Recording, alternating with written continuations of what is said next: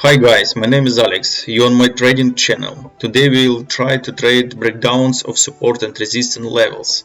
It is a classic strategy. A lot of traders use it because it can quickly give a good profit. This type of trading can be referred to scalping.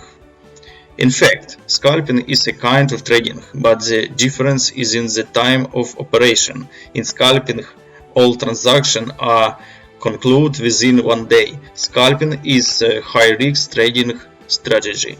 My friends, let's break down a classic load coin moment. First, we need to do a technical analysis. The first thing we see is an uptrend that is moving towards the local resistance level. We see the market dynamics, which shows us that a breakdown of this level is possible.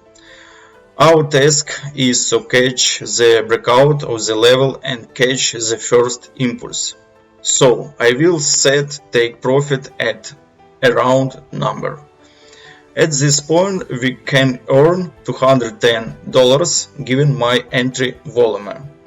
I hope I have done everything correctly, and let's see how the price breaks the resistance level in dynamics. So friends, our moment is coming to the final point of breaking the resistance level. My prediction turned out to be absolutely correct. This is a classic breakdown of resistance level, which you can find on your own.